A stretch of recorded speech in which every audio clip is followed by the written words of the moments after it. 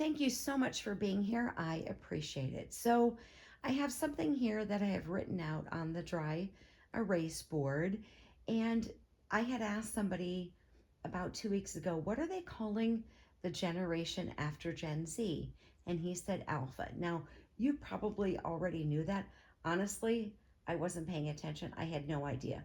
I had no idea of when Gen Z ended and when the next one started. But literally, when he said Alpha, my brain exploded because immediately I was thinking about those passages in Revelation. Think about the time and where we're at right now and all the things that are happening in the world and how we know that the Lord will return one day. Isn't it interesting that we go from X to Y to Z, which makes sense? Then we're going to start over, right? With then from English to the Greek alphabet. But immediately when he said that, I thought, you got to be kidding me, because of what Jesus talks about himself being the Alpha. So let's just kind of take a look at this. I didn't do all of them, but the greatest generation, 1910 to 1924, there are still people that are still alive, of course, born in that time frame. Silent, 25 to 45. And we all know the baby boomers. We all know that generation. Baby boomers, 46 to 64. And we know why that name is called what it is. But then we get to Generation X, which is interesting. It goes from baby boomers to X. And like I said, I understand going from X to Y to Z. And it makes sense then that they would start over. But with the Greek alphabet and the fact that it's called Alpha, it just was kind of mind-blowing. But X is 65 to 79. Y is 1980 to 94.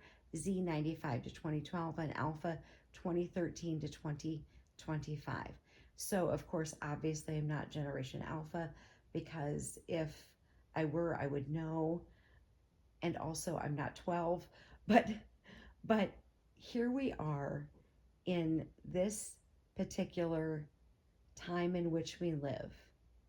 And somebody named Generation X, which could have been from a book, but here we went from X to Y to Z, and then we're starting over with Alpha. So let's look at these passages in Revelation. I have them written there at the top. So Revelation 1 verse 8, I am the Alpha and the Omega, says the Lord God, who is and who was and who is to come, the Almighty. Then we're going to go over to Revelation 21 verse 6. Then he said to me, it is done. I am the Alpha and the Omega, the beginning and the end.